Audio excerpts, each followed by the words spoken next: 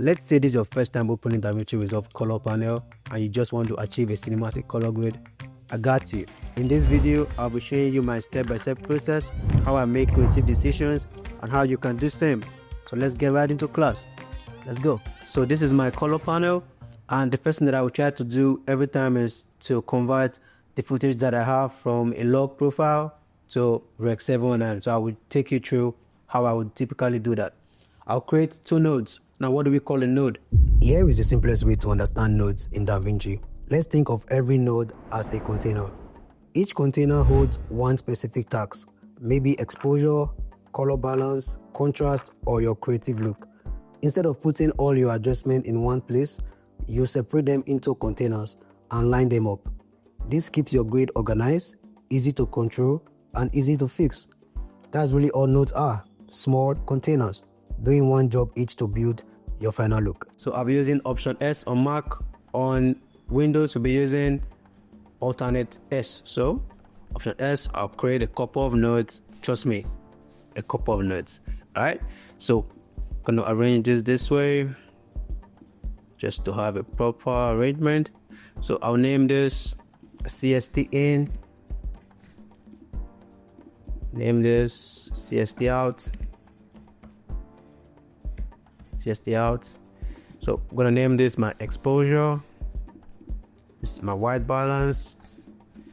We're gonna do skin here. This is where we're gonna correct the skin tones. I'm gonna do my saturation. Then I'm gonna do my density.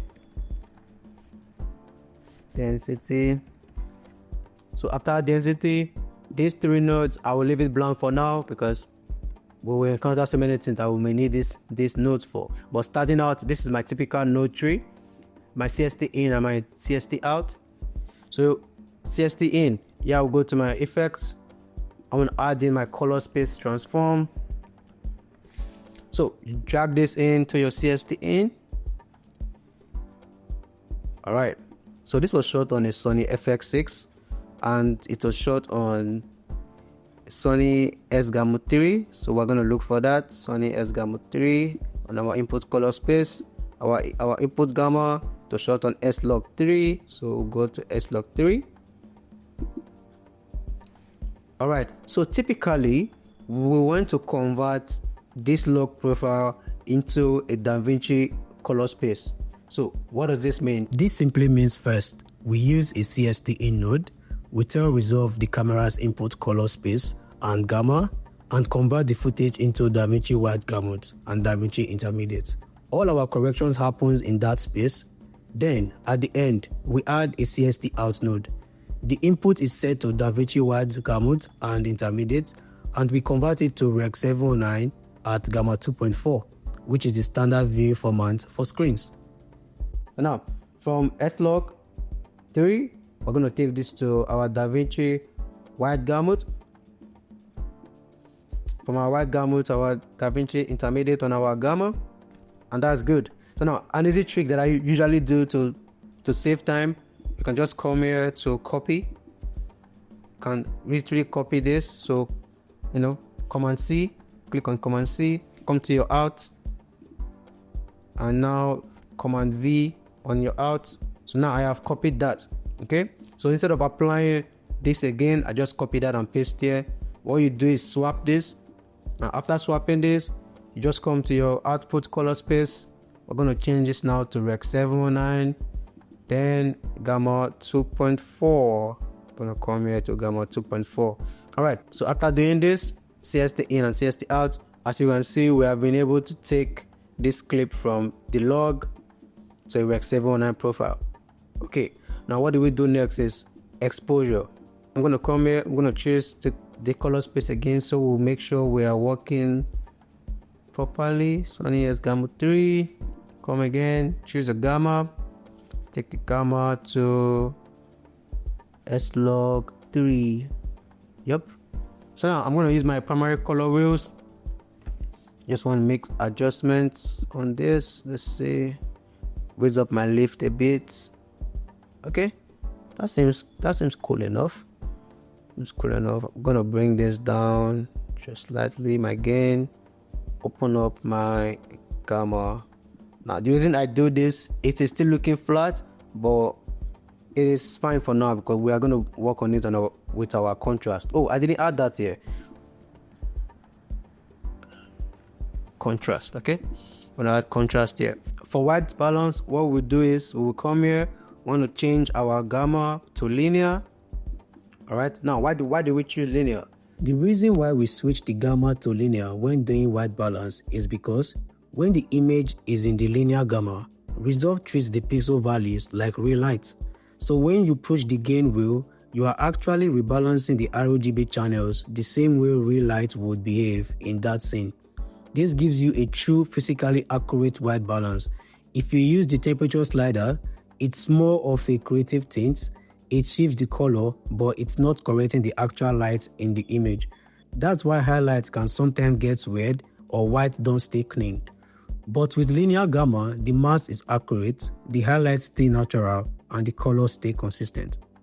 So now, when we're on linear, you can go to your gain now. So what do we do now is we could easily make this cooler from here or make it warmer, or now you can make proper adjustment using your gain.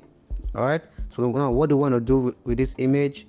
It has some magenta, so I'll first of all take this towards the green tint slightly, and I just want to cool it down a bit, so I'll take it towards the blues slightly still. So somewhere for now, yeah, somewhere around, say somewhere around there.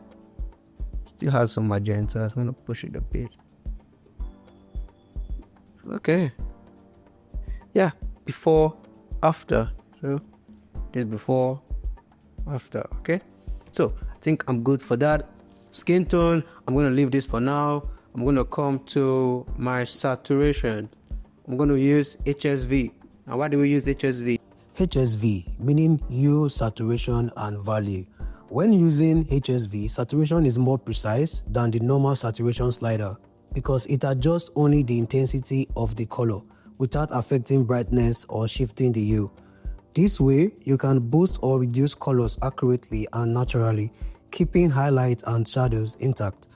What we do is we come to our saturation here, okay? Then go to our color space and click on HSV. Then you come to your channels, turn off your channel 1 and channel 3. Channel 1 and channel 3. So now we are only working on channel 2. Now what do we want to do here? We want to use our gain again. We'll just come here and crank it up a bit, So you can easily crank this up all the way, or bring it down all the way. And it is less aggressive, okay? So it just works evenly. So I'm going to push this up slightly. Let's do around 13 or 12. 12 is fine. Okay, now if you look at the skins, we are still having magenta around the skins, which we are going to fix. Okay, well, I like having my exposure and every other thing proper before I go to skin. So I'm going to come to contrast. I will skip density because I will come back to that. So I will come to my contrast. Now we can either add contrast by sliding this. Okay, that's an easy way to add contrast, or you can use your curves. Okay, turn on your editable splines. You can use your curves here and bring this down. Click on this place, bring it up to have even contrast if this is the way you want to go about it. So this is what I usually do most of the time. Try to even it up. Contrast done. Now I will go back to my white balance, because I think I can see this properly now. I want to take this towards the greens also, just to eliminate more of that magenta that I'm seeing somewhere there. Okay, let's see. Yeah, we are getting there. And now skin. Now we'll go to our skin tones. There are so many ways to correct skin. Okay, one of the way we can easily do this is the usual method. You come to your U versus U. Okay, your U versus U. Go to your virtual scope so you can see the line. I'm gonna zoom in so I see properly. Okay, now I'm gonna pick skin. Now this is where skin is. So I want to push this till we have it proper on the line. So somewhere, let's see, yeah, somewhere around there. But I'm going to extend this point. Okay, I'm going to extend this point so it covers a wider range. Even these two, I'm going to extend it. Okay, so take this somewhere there. All right, that's not looking bad. That's looking good now. Better. So this is one way to do it. I'm going to create another node. I'm going to turn this off. I'm going to show you several ways to adjust skin. Okay, so let's say we're doing something else here. Okay, let's say we're calling this skin 2. Now, like I said, there's so many other ways to do this. So what other ways can you use to correct skin? An easiest way that you could do is this. First off, observe, yeah, where is your skin line in this image? As you can see, I can see this is around my midtones area. So I can come to my gamma, and if I go to my scopes, I can clearly see that though it is a bit even, we have more of greens and blues. They're higher. So what we can do is we can work on that to have a balance, and most times it's going to fix your skin tones. So if we come here, let's bring the greens down. Let's see, rather try to make it even somewhere around there. The reds also, I want to just bring the reds down so we can remove the red away from the skin. Okay, now using the scopes, my blues also, I can just bring it up a bit slightly, and yeah, somewhat we're able to do before after. So you see, before after, though I prefer before after, though I prefer this method because this one, we were able to actually select the face only. So that is like a more general, now if you are doing this is like a more general approach. If you really don't want to scale anything down, this approach is more central. So I'm going to delete this because this is what I want to work with. Turn that on. Like I said, there are so many other ways to correct skin, which maybe in the other videos we would address that. Now, what else do I want to do here? Contrast. And now let's talk about density. Density in DaVinci works in the HSV space. Remember, HSV is hue, saturation, and value. Density lets you boost or reduce the intensity of a specific color without affecting others. Think of it like pushing a color deeper into the image, more control than just saturation or gain. So we're still going to come here, okay, and choose our HSV again, but this time instead of working on the whole gain, we're going to work on just the green channel. Now, why the green channel? You notice that when you pump up the green channel, it only affects majorly the skin tones, okay, and the areas around that line. So when we push this up, you can see how evenly this pops up the colors over there. Okay, now ideally I wouldn't push this to this point, but I just want to show you what we are doing so you can see where this is affecting. So it's not like the saturation that goes all through, so we're just going to keep this somewhere even. Yeah, so before after, so far this is where we are at. All right, so we haven't got into anything creative yet. We're just trying to color correct and keep it clean for now. It is what you're going for. This is just color correction. It is like almost halfway there. So now let's do a creative look. So now I can build my creative look on different nodes depending on on what you're trying to go for, but let's just call this style. I like calling it style. It just sounds funny, or it sounds funky. Style, trying to stylize it. Okay, so I'm going to go to style. Now I want to go to my HDR. Here's where I really kick things in because I can put things I want to put. Now I want to make this a bit warm on the highlights, the light area. So I'm going to come to my lights, add a bit of warm there, some yellows to push this up.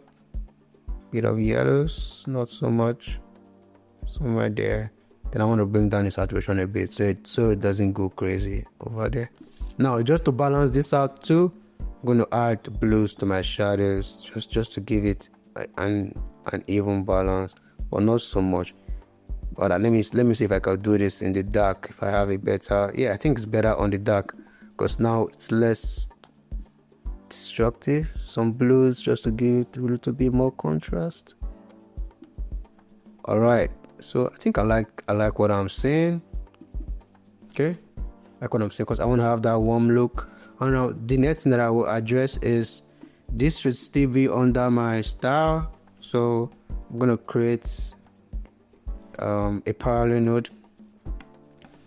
I'm gonna create so to create a parallel node, you click on your option P or your alternate P. So I'm going to create several parallel nodes here. Okay, so after creating these parallel nodes, now I have my major style here. Okay, now on these other nodes under, I'm going to work on specific areas like this. I want to work on the greens. I personally don't like my greens being around that shade. So first off, let's go to saturations of the greens. I like spreading things out so it's more even. Gonna bring it down slightly, very slightly. Now let's work on the hue. This is where the magic happens. Gonna spread this out a bit. Now what I always advise, especially when starting out, don't be scared to push things to the extreme just to see what exactly you are doing. Okay, so if you are not sure what you are doing, just push things to the extreme. And for now, let's just do this. Let me, for example, if we are doing this so you can get your target areas right, push things to the extreme. Let's see where we are targeting. As you can see, it still goes further. Let's make sure we target everything properly. And yep, somewhere around there is where it ends. So now we can be sure when we are pushing things, we know what we are doing. So now, while doing this, you can be more precise. Now, what do I want to get? I want to have a grain that is somewhat not so, towards the blue. So somewhere around here, while taking my saturations down and a bit darker. So I'm going to go to my luminance too. Same thing, spread it out. Just want to bring it down slightly so it's not so crazy. All right, so this before, after. So you can barely notice it, but it's just a taste thing. Okay, all right, looking good. I'm gonna go back to my style. I think I want to make it more pronounced in terms of my warmth, so I'm gonna still push this. Or what we can do is let's push this on the highlight itself. Okay, so it only affects, now can you see what's going on? It only affects the skyline a bit. So I just want to put, remember, don't be scared to push things to the extreme when you are trying to figure out what you are doing. Okay, so what I want to do is I want to push this up a bit, because I want to make this to have like a Mexico vibe. No, this is a music video. I didn't mention it. I want it to have like a Mexico vibe, warm afternoon in Abuja, Nigeria. So I'm gonna push this up, and while doing this, I'm going to take down the saturation a bit, not so crazy. All right, okay. So another thing that I do to actually push things in is I come here, then I put a radial. I call this radial. This is where we put our it's like a vignette basically, but now you can easily control it. So I'll come here, I'm gonna create a mask. Okay, just a mask that you can easily even out or spread out evenly on the subject. This somewhere around here. Around there, then I'm going to inverse it by clicking here. Okay, good. Now what I want to do, I want to bring down my lifts, just to give it that, I can bring down the gamma too. Now another trick I do is just so that it won't look so pronounced, I'll just open up these shadows up here slightly, then I'll spread this out because I want to put focus on our main character there. So before after, yep, that looks good. So that's done for that. This is where you create your, this is how you create your looks. You can easily build looks like this. You can keep going. Now looking at this, I think I want to still bring down the grains. Okay, So I want to still bring down the greens a bit in terms of saturations. I want to bring it down, slightly down. I'm gonna add the yellows, right? Slightly down. Yep. Now this looks good. I'm gonna go back to my density and add a bit more density to this. It more, remember the green layer, and let's see this. So this is where we are at right now. Looking good. All right. So what else can we do to make this better? This is me just going through, meticulous way to create looks and how you can easily do this by yourself. Now the next note that we'll be doing here before we end this is to add our tone. You can call this a whole lot of things, so you can call it toning. Yeah, let's just call it tone for now. Okay, now what do we do here? I will come to my curves. Now remember, this is when you're stylizing things. I want to push in some greens to the shadows. All right, so I'm going to come to my red channel. I'm going to pick, my editable splines are still on, so I'm going to turn it off. I'm going to pick points around, something like this. I'm going to pick points around the midtones and the shadow, try the shadow area, because I want to add greens here. But what I would do is, remember, don't be scared to take this thing, take things to the extreme, so you know what's going on. So what I want to do is I want to add greens to my shadows, but I want it to just be around the dark areas. So I'm going to put another point around here just to target it. Okay, so now this is the point that I'm working on. So remember, take things to the extreme to see what's going on. Okay, so I want to take this down, extend this point a bit, take this down. Okay, and I still want to add the yellows to my highlights. Okay, that's the vibe I'm going for. So I'm going to pinpoint the midtones and the shadows. My target is what? The highlights. And now, how do we use this? Remember, blue. Sorry, I didn't say this. If we are taking this up, you're adding more blues. Now when you are taking it the opposite direction, you are taking out blues, you're adding yellows. So I'm going to take the highlights down to add more yellows. So can you see what I'm doing?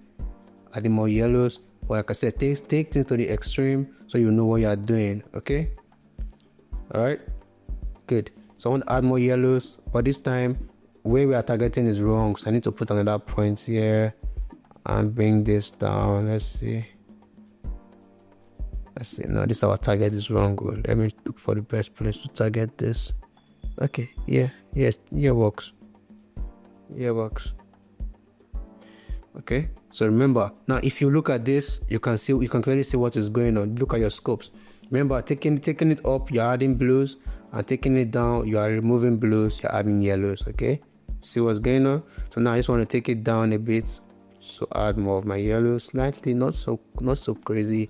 And so far, I like the look that we have been able to build. Okay, keeping the blacks a bit cool, but the surrounding areas warm. You could end your project like this, but I could still go back here, and first of all, I want to add more contrast. I'm going to turn on my editable spines again and push this down. I'll push this down. Okay, then go back to my exposure. I'm going to open up, go to my HDRO and go to my shadows. I want to open up the exposure slightly, open it up slightly, not so much. And yeah, now this is where we're at. I'm getting something nice. I think I like this. I like what I'm seeing. Yep, looking at it now, I think my density was a bit too much, so I'm going to bring it down slightly. It was just too much, so I'm going to bring it down slightly just to keep everything clean and simple. Yeah, 12 is fine, looking good. Now what you could do is, if you wanted to add some Kodak style LUTs, I could arrange all this up, and after my CST, or rather after my CST here, because now I want to add a LUT that is built for, it wasn't meant for this color space, so we're going to take another node and put in a new CST. Put in a new CST. I'm going to take this here so I can say it for now. Putting the new CST in here. And what do we want to do? Typically, you can just do since it's already, remember, this is already in Rec 709, okay? So what we're doing is we're going to take this now from Rec 709, so Rec 709 to your gamma 2.4. Then we're going to take this to still Rec 709, but this time we're using senior film log, okay? Good. Now after this, we can easily apply our LUT. Now create a new node, okay? So I'm going to call this, always make sure you label your nodes, senior. I'm going to call this Kodak, or okay, let me just call this film LUT. Okay, now why do we add this? If I didn't put this and I come to my film LUT, now you can easily find your film LUT by coming down here and going to LUT. Okay, when you go to LUT, you're going to look for your film looks and you can get it here, okay? Or you could go here, okay? Now go to this place, your LUT, open this down, look for your film looks. Now you can easily scribble around this. Now this is the problem. If we didn't put this senior film log here, if we didn't put this, your LUT wouldn't apply properly, okay? Like it wouldn't apply properly, to look dark, but when you turn this on now, then you can be able to actually put the LUT the way they were intended to work. All right, so you can pick any of this. Now what I usually use is I like using the Kodak, where is it, 2383. Yep, I like using one of these, but I like the warmer ones, so I'm gonna look for the warmer ones. Okay, I think I like this. Apply LUT, and that's all. So now what would I do with this? I'll put this in a compound node. Okay, compound node, create compound node. I'm gonna do this. All right, I'm gonna come down here and I want to just tone down the output. Okay, I can just do 0.4 on both sides. 0.4. All right, so it's not so, it even looks so intense to me right now, but I think I'll take it down. 0.3, 0.3. Okay, and yeah, just a lot to make it better. So far so good. This is what we were able to do. It looks good. All right, so that's it. I hope you were able to learn a thing or two from this, and please like, share, and also most importantly subscribe, and I will see you on the next one.